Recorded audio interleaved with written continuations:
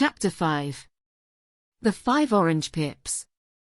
When I glance over my notes and records of the Sherlock Holmes cases between the years 82 and 90, I am faced by so many which present strange and interesting features that it is no easy matter to know which to choose and which to leave. Some, however, have already gained publicity through the papers, and others have not offered a field for those peculiar qualities which my friend possessed in so high a degree, and which it is the object of these papers to illustrate. Some, too, have baffled his analytical skill, and would be, as narratives, beginnings without an ending, while others have been but partially cleared up, and have their explanations founded rather upon conjecture and surmise than on that absolute logical proof which was so dear to him. There is, however, one of these last which was so remarkable in its details and so startling in its results that I am tempted to give some account of it in spite of the fact that there are points in connection with it which never have been, and probably never will be, entirely cleared up. The year 87 furnished us with a long series of cases of greater or less interest, of which I retain the records. Among my headings under this one 12 months I find an account of the adventure of the Paradol Chamber, of the Amateur Mendicant Society, who held a luxurious club in the lower vault of a furniture warehouse, of the facts connected with the loss of the British bark Sophie Anderson, of the singular adventures of the Grice Pattersons in the island of Uffa, and finally of the Camberwell poisoning case. In the latter, as may be remembered, Sherlock Holmes was able, by winding up the dead man's watch, to prove that it had been wound up 2 hours before, and that therefore the deceased had gone to bed within that time, a deduction which was of the greatest importance in clearing up the case. All these I may sketch out at some future date, but none of them present such singular features as the strange train of circumstances which I have now taken up my pen to describe. It was in the latter days of September, and the equinoctial gales had set in with exceptional violence. All day the wind had screamed and the rain had beaten against the windows, so that even here in the heart of great, handmade London we were forced to raise our minds for the instant from the routine of life and to recognize the presence of those great elemental forces which shriek at mankind through the bars of his civilization, like untamed beasts in a cage. As evening drew in, the storm grew higher and louder, and the wind cried and sobbed like a child in the chimney. Sherlock Holmes sat moodily at one side of the fireplace cross-indexing his records of crime, while I at the other was deep in one of Clark Russell's fine sea stories until the howl of the gale from without seemed to blend with the text, and the splash of the rain to lengthen out into the long swash of the sea waves. My wife was on a visit to her mother's, and for a few days I was a dweller once more in my old quarters at Baker Street. "Why," said I, glancing up at my companion, "that was surely the bell. Who could come tonight?" "Some friend of yours, perhaps." "Except yourself I have none," he answered. "I do not encourage visitors." "A client, then?" "If so, it is a serious case. Nothing less would bring a man out on such a day and at such an hour. But I take it that it is more likely to be some crony of the landlady's." Sherlock Holmes was wrong in his conjecture, however, for there came a step in the passage and a tapping at the door. He stretched out his long arm to turn the lamp away from himself and towards the vacant chair upon which a newcomer must sit. "Come in," said he. The man who entered was young, some 22 at the outside, well-groomed and trimly clad, with something of refinement and delicacy in his bearing. The streaming umbrella which he held in his hand, and his long shining waterproof told of the fierce weather through which he had come. He looked about him anxiously in the glare of the lamp, and I could see that his face was pale and his eyes heavy, like those of a man who is weighed down with some great anxiety. "I owe you an apology," he said, raising his golden pince-nez to his eyes. "I trust that I am not intruding. I fear that I have brought some traces of the storm and rain into your snug chamber." "Give me your coat and umbrella," said Holmes. "They may rest here on the hook and will be dry presently. You have come up from the southwest, I see." "Yes, from Horsham." That clay and chalk mixture which I see upon your toe caps is quite distinctive. I have come for advice. That is easily got. And help. That is not always so easy. I have heard of you, Mr. Holmes. I heard from Major Prendergast how you saved him in the Tankerville Club scandal. Ah, of course. He was wrongfully accused of cheating at cards. He said that you could solve anything. He said too much. That you are never beaten. I have been beaten 4 times, 3 times by men, and once by a woman. But what is that compared with the number of your successes? It is true that I have been generally successful. Then you may be so with me. I beg that you will draw your chair up to the fire and favor me with some details as to your case. It is no ordinary one. None of those which come to me are. I am the last court of appeal. And yet I question, sir, whether, in all your experience, you have ever listened to a more mysterious and inexplicable chain of events than those which have happened in my own family.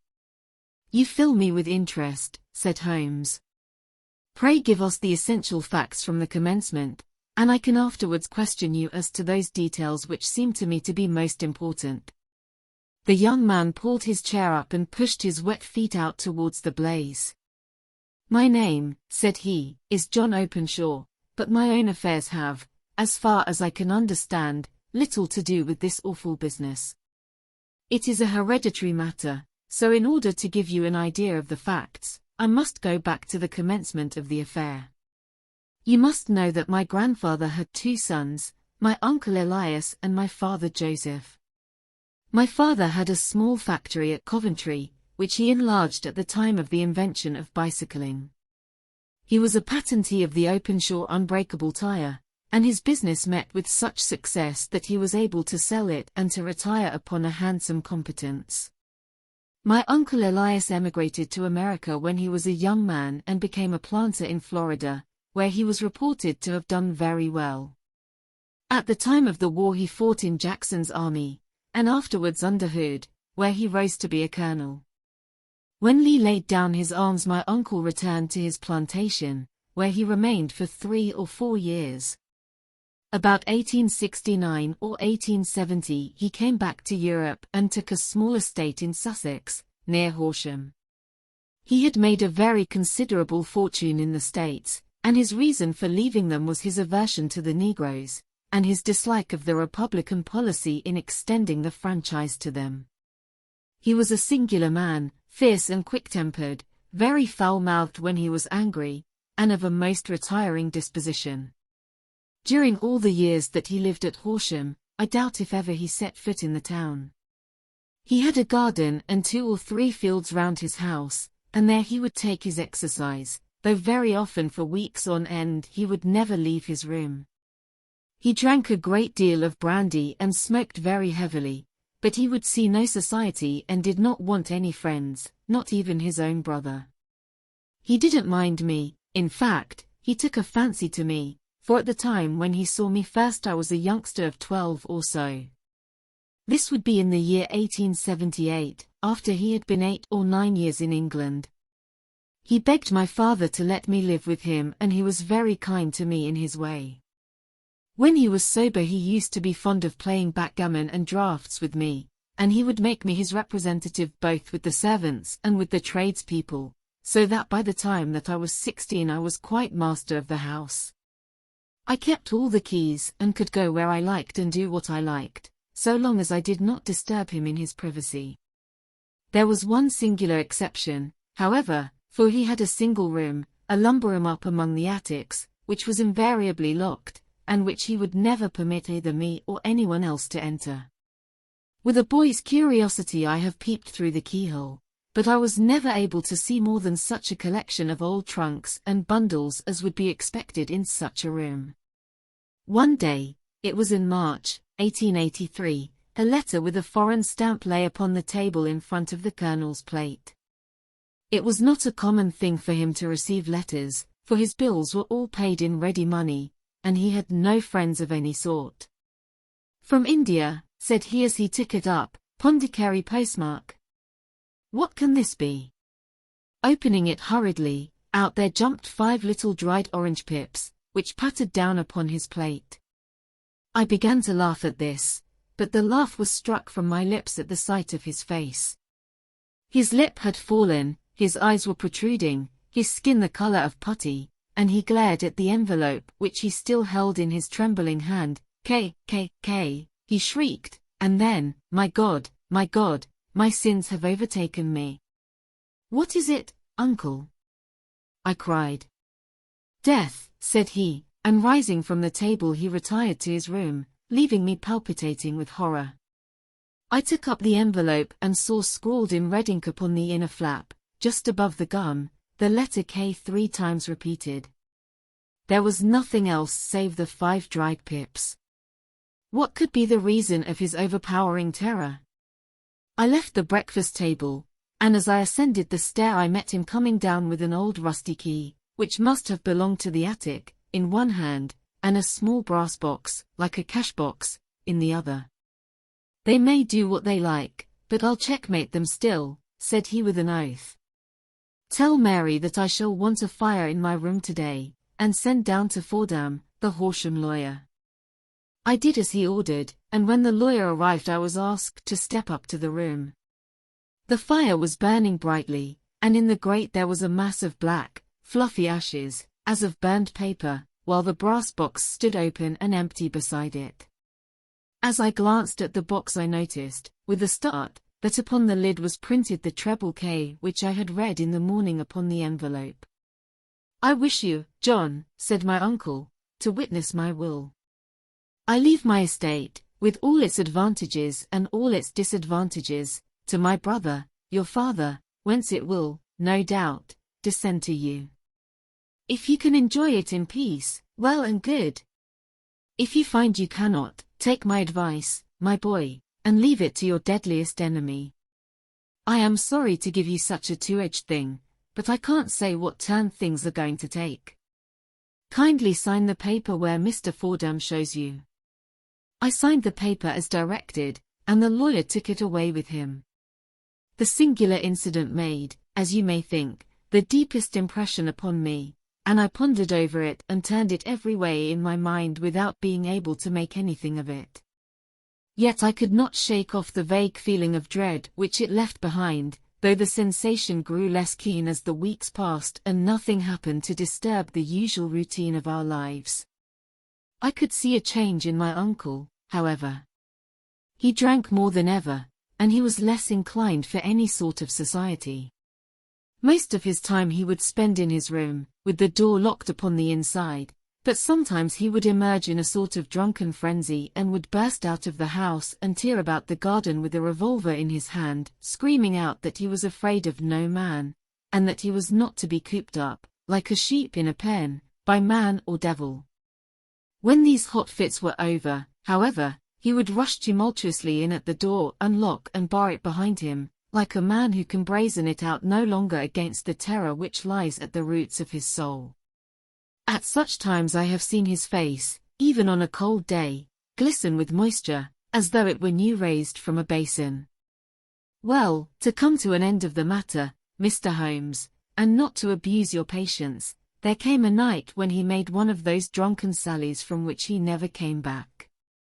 We found him, when we went to search for him, face downward in a little green-scummed pool, which lay at the foot of the garden. There was no sign of any violence, and the water was but 2 feet deep, so that the jury, having regard to his known eccentricity, brought in a verdict of suicide. But I, who knew how he winced from the very thought of death, had much ado to persuade myself that he had gone out of his way to meet it. The matter passed, however, and my father entered into possession of the estate, and of some £14,000, which lay to his credit at the bank. One moment, Holmes interposed. Your statement is, I foresee, one of the most remarkable to which I have ever listened. Let me have the date of the reception by your uncle of the letter, and the date of his supposed suicide. The letter arrived on March 10, 1883. His death was 7 weeks later, upon the night of May 2. Thank you. Pray proceed. When my father took over the Horsham property, he, at my request, made a careful examination of the attic, which had been always locked up. We found the brass box there, although its contents had been destroyed. On the inside of the cover was a paper label, with the initials of K repeated upon it, and letters, memoranda, receipts, and a register written beneath. These, we presume, indicated the nature of the papers which had been destroyed by Colonel Openshaw. For the rest, there was nothing of much importance in the attic save a great many scattered papers and notebooks bearing upon my uncle's life in America.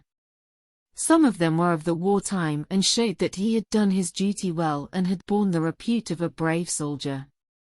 Others were of a date during the reconstruction of the southern states, and were mostly concerned with politics, for he had evidently taken a strong part in opposing the carpetbag politicians who had been sent down from the north. Well, it was the beginning of '84 when my father came to live at Horsham, and all went as well as possible with us until the January of '85. On the fourth day after the New Year I heard my father give a sharp cry of surprise as we sat together at the breakfast table. There he was, sitting with a newly opened envelope in one hand and 5 dried orange pips in the outstretched palm of the other one. He had always laughed at what he called my cock and bull story about the colonel, but he looked very scared and puzzled now that the same thing had come upon himself. "Why, what on earth does this mean, John?" he stammered. My heart had turned to lead. "It is K, said I. He looked inside the envelope. "So it is," he cried. "Here are the very letters. But what is this written above them?" "Put the papers on the sundial," I read, peeping over his shoulder. "What papers?" "What sundial?" he asked. "The sundial in the garden." "There is no other," said I, "but the papers must be those that are destroyed." "Pooh," said he, gripping hard at his courage. "We are in a civilized land here, and we can't have tomfoolery of this kind. Where does the thing come from?" "From Dundee," I answered, glancing at the postmark. "Some preposterous practical joke," said he. "What have I to do with sundials and papers? I shall take no notice of such nonsense." "I should certainly speak to the police," I said. "And be laughed at for my pains." "Nothing of the sort." "Then let me do so." "No, I forbid you. I won't have a fuss made about such nonsense." It was in vain to argue with him, for he was a very obstinate man. I went about, however, with a heart which was full of forebodings. On the third day after the coming of the letter my father went from home to visit an old friend of his, Major Freebody, who is in command of one of the forts upon Portsdown Hill. I was glad that he should go, for it seemed to me that he was farther from danger when he was away from home. In that, however, I was in error. Upon the second day of his absence I received a telegram from the Major, imploring me to come at once. My father had fallen over one of the deep chalk pits which abound in the neighborhood, and was lying senseless, with a shattered skull. I hurried to him, but he passed away without having ever recovered his consciousness. He had, as it appears, been returning from Fareham in the twilight, and as the country was unknown to him, and the chalk pit unfenced, the jury had no hesitation in bringing in a verdict of death from accidental causes. Carefully as I examined every fact connected with his death, I was unable to find anything which could suggest the idea of murder. There were no signs of violence, no footmarks, no robbery, no record of strangers having been seen upon the roads. And yet I need not tell you that my mind was far from at ease, and that I was well nigh certain that some foul plot had been woven round him. In this sinister way I came into my inheritance. You will ask me why I did not dispose of it. I answer, because I was well convinced that our troubles were in some way dependent upon an incident in my uncle's life, and that the danger would be as pressing in one house as in another. It was in January, '85, that my poor father met his end, and 2 years and 8 months have elapsed since then. During that time I have lived happily at Horsham, and I had begun to hope that this curse had passed away from the family, and that it had ended with the last generation. I had begun to take comfort too soon, however. Yesterday morning the blow fell in the very shape in which it had come upon my father. The young man took from his waistcoat a crumpled envelope, and turning to the table he shook out upon it 5 little dried orange pips. "This is the envelope," he continued. "The postmark is London, Eastern Division. Within are the very words which were upon my father's last message, K, K, K, and then put the papers on the sundial." "What have you done?" asked Holmes. "Nothing." "Nothing?" To tell the truth, he sank his face into his thin, white hands. I have felt helpless. I have felt like one of those poor rabbits when the snake is writhing towards it. I seem to be in the grasp of some resistless, inexorable evil, which no foresight and no precautions can guard against. "Tut! Tut!" cried Sherlock Holmes. "You must act, man, or you are lost. Nothing but energy can save you. This is no time for despair. I have seen the police. Ah! But they listen to my story with a smile. I am convinced that the inspector has formed the opinion that the letters are all practical jokes, and that the deaths of my relations were really accidents, as the jury stated, and were not to be connected with the warnings." Holmes shook his clenched hands in the air. "Incredible imbecility," he cried. "They have, however, allowed me a policeman, who may remain in the house with me." "Has he come with you tonight?" "No. His orders were to stay in the house." Again Holmes raved in the air. "Why did you come to me?" he said, "and, above all, why did you not come at once?" "I did not know. It was only today that I spoke to Major Prendergast about my troubles and was advised by him to come to you. It is really 2 days since you had the letter. We should have acted before this. You have no further evidence, I suppose, than that which you have placed before us, no suggestive detail which might help us." "There is one thing," said John Openshaw. He rummaged in his coat pocket, and, drawing out a piece of discolored, blue-tinted paper, he laid it out upon the table. "I have some remembrance," said he, "that on the day when my uncle burned the papers I observed that the small, unburned margins which lay amid the ashes were of this particular color. I found this single sheet upon the floor of his room, and I am inclined to think that it may be one of the papers which has, perhaps, fluttered out from among the others, and in that way has escaped destruction. Beyond the mention of pips, I do not see that it helps us much. I think myself that it is a page from some private diary. The writing is undoubtedly my uncle's." Holmes moved the lamp, and we both bent over the sheet of paper, which showed by its ragged edge that it had indeed been torn from a book. It was headed, March, 1869, and beneath were the following enigmatical notices. 4th, Hudson came. Same old platform. 7th, set the pips on Macaulay, Paramore, and John Swain of St. Augustine. 9th, Macaulay cleared. 10th, John Swain cleared. 12th, visited Paramore. All well. "Thank you," said Holmes, folding up the paper and returning it to our visitor. "And now you must on no account lose another instant. We cannot spare time even to discuss what you have told me. You must get home instantly and act. What shall I do?" "There is but one thing to do. It must be done at once.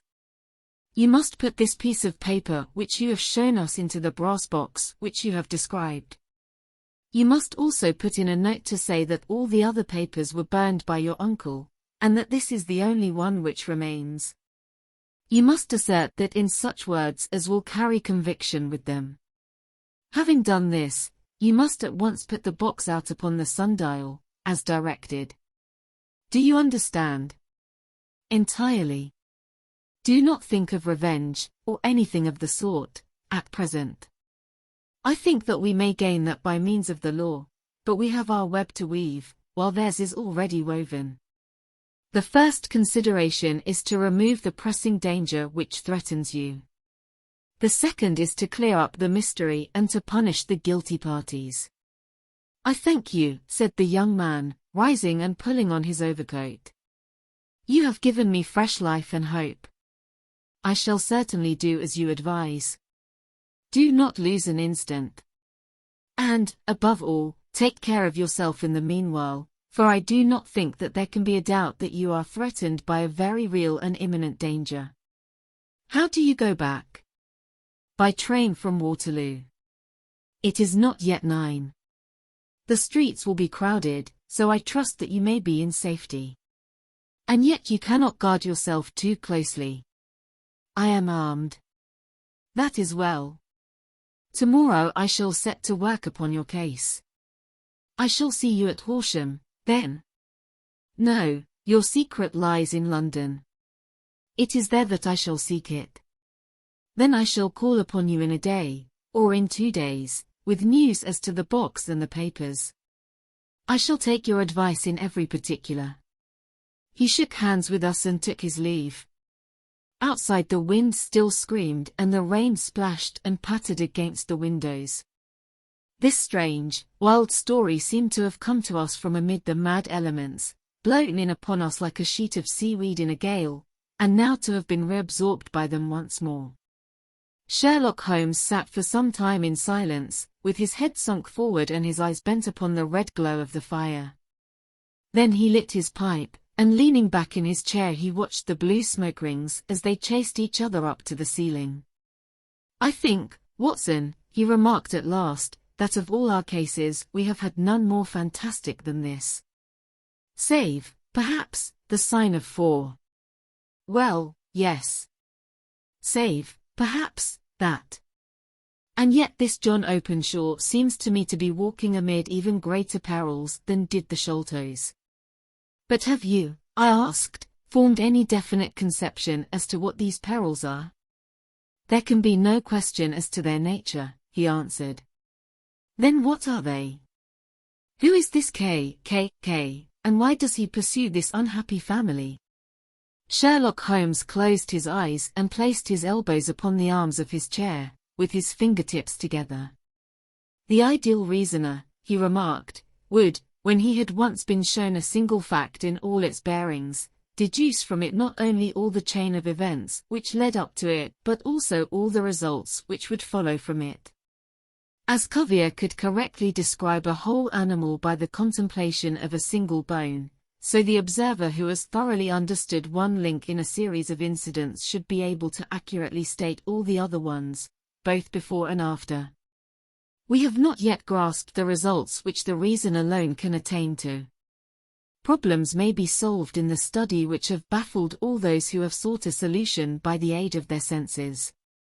To carry the art, however, to its highest pitch, it is necessary that the reasoner should be able to utilize all the facts which have come to his knowledge, and this in itself implies, as you will readily see, a possession of all knowledge, which, even in these days of free education and encyclopedias, is a somewhat rare accomplishment. It is not so impossible, however, that a man should possess all knowledge which is likely to be useful to him in his work, and this I have endeavored in my case to do. If I remember rightly, you on one occasion, in the early days of our friendship, defined my limits in a very precise fashion. Yes, I answered, laughing. It was a singular document. Philosophy, astronomy, and politics were marked at 0, I remember. Botany variable, geology profound as regards the mud stains from any region within 50 miles of town, chemistry eccentric, anatomy unsystematic, sensational literature and crime records unique, violin player, boxer, swordsman, lawyer, and self-poisoner by cocaine and tobacco. Those, I think, were the main points of my analysis. Holmes grinned at the last item. Well, he said, I say now, as I said then, that a man should keep his little brain attic stocked with all the furniture that he is likely to use, and the rest he can put away in the lumber room of his library, where he can get it if he wants it. Now, for such a case as the one which has been submitted to us tonight, we need certainly to muster all our resources. Kindly hand me down the letter K of the American Encyclopedia which stands upon the shelf beside you. Thank you. Now let us consider the situation and see what may be deduced from it. In the first place, we may start with a strong presumption that Colonel Openshaw had some very strong reason for leaving America. Men at his time of life do not change all their habits and exchange willingly the charming climate of Florida for the lonely life of an English provincial town.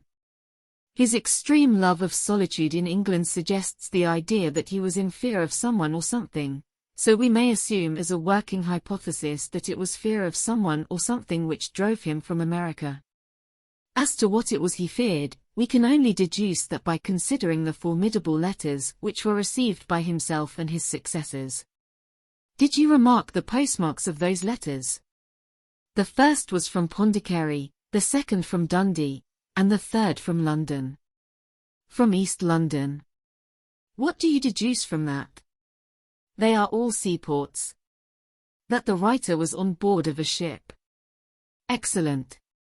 We have already a clue. There can be no doubt that the probability, the strong probability, is that the writer was on board of a ship. And now let us consider another point. In the case of Pondicherry, 7 weeks elapsed between the threat and its fulfillment. In Dundee it was only some 3 or 4 days. Does that suggest anything? A greater distance to travel. But the letter had also a greater distance to come. Then I do not see the point. There is at least a presumption that the vessel in which the man or men are is a sailing ship. It looks as if they always send their singular warning or token before them when starting upon their mission. You see how quickly the deed followed the sign when it came from Dundee. If they had come from Pondicherry in a steamer, they would have arrived almost as soon as their letter. But, as a matter of fact, 7 weeks elapsed. I think that those 7 weeks represented the difference between the mailboat which brought the letter and the sailing vessel which brought the writer. It is possible. More than that. It is probable. And now you see the deadly urgency of this new case, and why I urged young Openshaw to caution. The blow has always fallen at the end of the time which it would take the senders to travel the distance. But this one comes from London, and therefore we cannot count upon delay. Good God! I cried. What can it mean, this relentless persecution? The papers which Openshaw carried are obviously of vital importance to the person or persons in the sailing ship. I think that it is quite clear that there must be more than one of them. A single man could not have carried out 2 deaths in such a way as to deceive a coroner's jury. There must have been several in it, and they must have been men of resource and determination. Their papers they mean to have, be the holder of them who it may.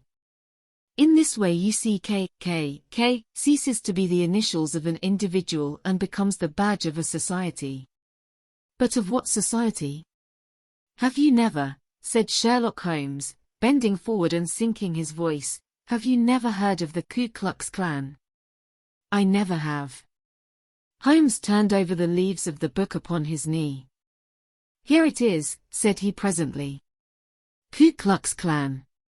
A name derived from the fanciful resemblance to the sound produced by cocking a rifle. This terrible secret society was formed by some ex-Confederate soldiers in the southern states after the Civil War, and it rapidly formed local branches in different parts of the country, notably in Tennessee, Louisiana, the Carolinas, Georgia, and Florida. Its power was used for political purposes, principally for the terrorizing of the Negro voters and the murdering and driving from the country of those who were opposed to its views. Its outrages were usually preceded by a warning sent to the marked man in some fantastic but generally recognized shape, a sprig of oak leaves in some parts, melon seeds or orange pips in others. On receiving this, the victim might either openly abjure his former ways, or might fly from the country. If he braved the matter out, death would unfailingly come upon him, and usually in some strange and unforeseen manner. So perfect was the organization of the society, and so systematic its methods, that there is hardly a case upon record where any man succeeded in braving it with impunity, or in which any of its outrages were traced home to the perpetrators. For some years the organization flourished in spite of the efforts of the United States government and of the better classes of the community in the South. Eventually, in the year 1869, the movement rather suddenly collapsed, although there have been sporadic outbreaks of the same sort since that date.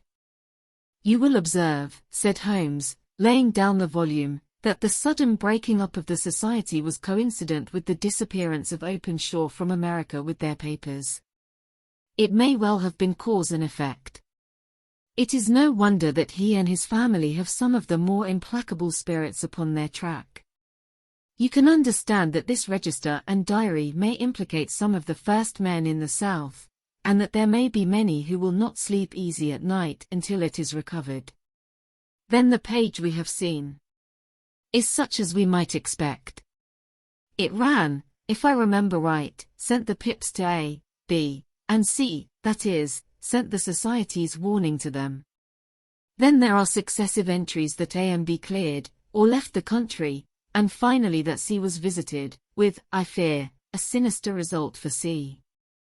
Well, I think, Doctor, that we may let some light into this dark place, and I believe that the only chance young Openshaw has in the meantime is to do what I have told him. There is nothing more to be said or to be done tonight, so hand me over my violin and let us try to forget for half an hour the miserable weather and the still more miserable ways of our fellow men." It had cleared in the morning, and the sun was shining with a subdued brightness through the dim veil which hangs over the great city. Sherlock Holmes was already at breakfast when I came down. "You will excuse me for not waiting for you," said he. I foresee, a very busy day before me in looking into this case of young Openshaw's." "What steps will you take?" I asked. "It will very much depend upon the results of my first inquiries. I may have to go down to Horsham, after all." "You will not go there first?" "No, I shall commence with the city. Just ring the bell and the maid will bring up your coffee." As I waited, I lifted the unopened newspaper from the table and glanced my eye over it. It rested upon a heading which sent a chill to my heart. "Holmes," I cried, "you are too late." "Ah," said he, laying down his cup, "I feared as much. How was it done?" He spoke calmly, but I could see that he was deeply moved. My eye caught the name of Openshaw, and the heading "Tragedy near Waterloo Bridge." Here is the account. "Between 9 and 10 last night Police Constable Cook, of the H Division, on duty near Waterloo Bridge, heard a cry for help and a splash in the water. The night, however, was extremely dark and stormy, so that, in spite of the help of several passers-by, it was quite impossible to effect a rescue. The alarm, however, was given, and, by the aid of the water police, the body was eventually recovered. It proved to be that of a young gentleman whose name, as it appears from an envelope which was found in his pocket, was John Openshaw, and whose residence is near Horsham. It is conjectured that he may have been hurrying down to catch the last train from Waterloo Station, and that in his haste and the extreme darkness he missed his path and walked over the edge of one of the small landing places for river steamboats. The body exhibited no traces of violence, and there can be no doubt that the deceased had been the victim of an unfortunate accident, which should have the effect of calling the attention of the authorities to the condition of the riverside landing stages." We sat in silence for some minutes, Holmes more depressed and shaken than I had ever seen him. "That hurts my pride, Watson," he said at last. "It is a petty feeling, no doubt, but it hurts my pride. It becomes a personal matter with me now, and, if God sends me health, I shall set my hand upon this gang." that he should come to me for help, and that I should send him away to his death. He sprang from his chair and paced about the room in uncontrollable agitation, with a flush upon his sallow cheeks and a nervous clasping and unclasping of his long thin hands. "They must be cunning devils," he exclaimed at last. "How could they have decoyed him down there? The embankment is not on the direct line to the station. The bridge, no doubt, was too crowded, even on such a night, for their purpose. Well, Watson, we shall see who will win in the long run. I am going out now." "To the police?" "No, I shall be my own police. When I have spun the web they may take the flies, but not before." All day I was engaged in my professional work, and it was late in the evening before I returned to Baker Street. Sherlock Holmes had not come back yet. It was nearly 10 o'clock before he entered, looking pale and worn. He walked up to the sideboard, and tearing a piece from the loaf he devoured it voraciously, washing it down with a long draught of water. "You are hungry," I remarked. "Starving." It had escaped my memory. "I have had nothing since breakfast." "Nothing?" "Not a bite." "I had no time to think of it." "And how have you succeeded?" "Well, you have a clue." "I have them in the hollow of my hand. Young Openshaw shall not long remain unavenged." "Why, Watson, let us put their own devilish trademark upon them." "It is well thought of." "What do you mean?" He took an orange from the cupboard, and tearing it to pieces he squeezed out the pips upon the table. Of these he took 5 and thrust them into an envelope. On the inside of the flap he wrote, S.H. 4J.O. Then he sealed it and addressed it to Captain James Calhoun, Bark Lone Star, Savannah, Georgia. "That will await him when he enters port," said he, chuckling. "It may give him a sleepless night. He will find it as sure a precursor of his fate as Openshaw did before him." "And who is this Captain Calhoun?" "The leader of the gang. I shall have the others, but he first." "How did you trace it, then?" He took a large sheet of paper from his pocket, all covered with dates and names. "I have spent the whole day," said he, "over Lloyd's registers and files of the old papers, following the future career of every vessel which touched at Pondicherry in January and February in '83. There were 36 ships of fair tonnage which were reported there during those months. Of these, one, the Lone Star, instantly attracted my attention, since, although it was reported as having cleared from London, the name is that which is given to one of the states of the Union. Texas, I think. I was not and am not sure which, but I knew that the ship must have an American origin. What then? I searched the Dundee records, and when I found that the bark Lone Star was there in January, '85, my suspicion became a certainty. I then inquired as to the vessels which lay at present in the port of London. Yes. The Lone Star had arrived here last week. I went down to the Albert Dock and found that she had been taken down the river by the early tide this morning, homeward bound to Savannah. I wired to Gravesend and learned that she had passed some time ago, and as the wind is easterly I have no doubt that she is now past the Goodwins and not very far from the Isle of Wight. What will you do, then? Oh, I have my hand upon him. He and the 2 mates, as I learn, the only native-born Americans in the ship. The others are Finns and Germans. I know, also, that they were all 3 away from the ship last night. I had it from the stevedore who has been loading their cargo. By the time that their sailing ship reaches Savannah the mailboat will have carried this letter, and the cable will have informed the police of Savannah that these 3 gentlemen are badly wanted here upon a charge of murder. There is ever a flaw, however, in the best laid of human plans, and the murderers of John Openshaw were never to receive the orange pips which would show them that another, as cunning and as resolute as themselves, was upon their track. Very long and very severe were the equinoctial gales that year. We waited long for news of the Lone Star of Savannah, but none ever reached us. We did at last hear that somewhere far out in the Atlantic a shattered sternpost of a boat was seen swinging in the trough of a wave, with the letters L.S. carved upon it, and that is all which we shall ever know of the fate of the Lone Star.